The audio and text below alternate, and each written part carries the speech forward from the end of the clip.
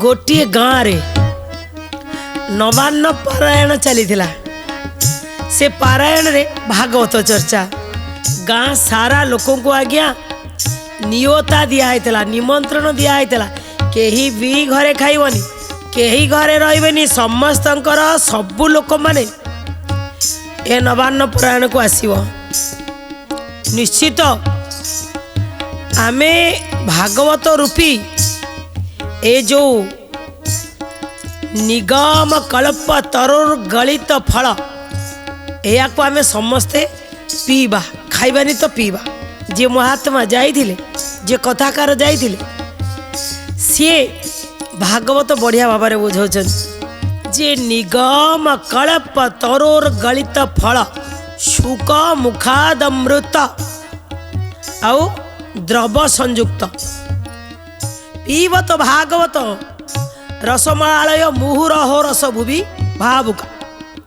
या को बढ़िया कर बुझाउछंती। निगम अर्थ होछि वेद निगम कल्प तरोर गलित कल्प तरु रूपक तरुरे निगम वेद रूपक फल को सुखदेव महामुनिकर मुखरु निश्रुत होतिबा से अमृत को जीए पीबत भागवत भागवत फल को आज्ञा खिया जाए किंतु एठी कहउचंती पीबत भागवत भागवत को जीए पी पारिबो केमिति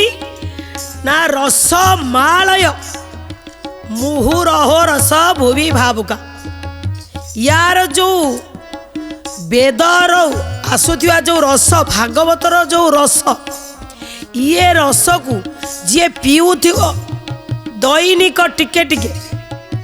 अभ्यास करुथिबो पूरा रसिक भाव में पीउथिबो सीए मृत्यु को जय करि पारिबो सीए साधारण रु असाधारण हो पारिबो ये संसार को आसीची सब किछि ताको मिली पारिबो महानता पथ पर चलिबो बढ़िया भाव में बुझाउछंती। आउ लोक मानक भी कहउछंती ए आमे मनुष्य जन्म होइछंती जेतबेले भगवान व्यास 18 खंड पुराण बनै सारिला परे मनुष्य बुझी पारिलेनी से भागवत महापुराण बनैले से महापुराण को आमर जी ओडिशार व्यास जगन्नाथ दास भावरे लिखिले 9 दिन सारा तन तन करी भागवत बुझे चलिले नई पड़ टिके नम ही नृसिंह चरण ए भगवान नृसिंह अवतार आसी टिके नई पड़ देखिव सबकि समाधान हो बढ़िया कि बुझौन सरीगला आज्ञा भागवत एमती गोटे जिनस के सरेनी भागवत जो दिन देखिए विश्राम सर 9 दिन से दिन कौन कह जाए से बढ़ आज्ञा कहती ना भागवत बढ़ा हम आज रामायण बढ़ अर्थ शास्त्र शस्त्र ठारू आरंभ करी जो भागवत रूपी अमृत ये केबे घटेनी ये सब बढ़े तेणु जो दिन बढ़ डाकिले कहले गोटे काम कर तुम्हें जेते लोक अच्छ ये संकल्प धर कौन संकल्प ना दक्षिणा दब भागवत रे दक्षिणा नदेले भागवत पूर्ण हुए लोक मैंने टी पछे गले पुणी दक्षिणा दवा पड़ो तो गाँव में चांदा करी कलु भागवत पुणी कौन दक्षिणा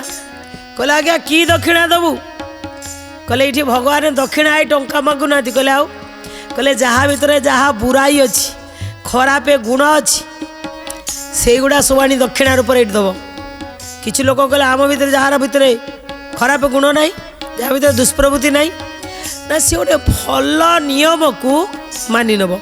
किए आज्ञा कहले मु लेट नाइट रे सोउथली टिके जल्दी सोइबी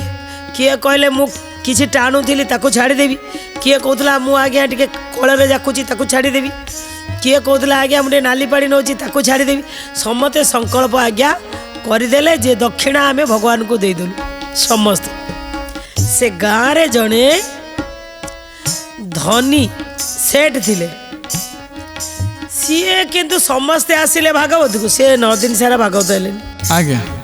बोले लोकंर काम नहीं घरे वही ए जाकर भागवत शुणु मोर जीवा कौन दरकार पैसा पत्र सब अच्छे भागवत आसिया कौन दरकार कौन दरकार बढ़िया कथा बढ़िया कथा धनी लोक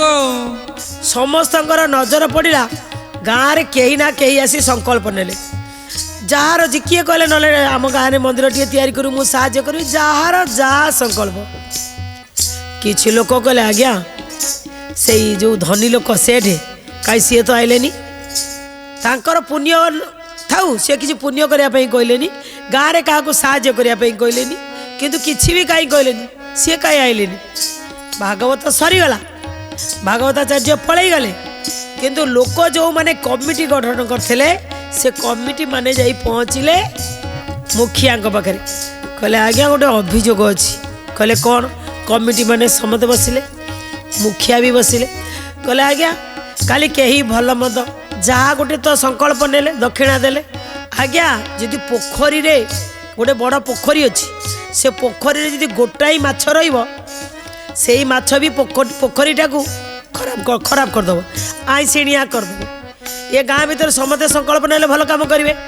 किंतु ये जो गोटाए लोक आइलानी आज्ञा सी तो संकल्प नेलानी हाँ मुखिया कहले सत कथा कहले जाओ किए डाकिकी आण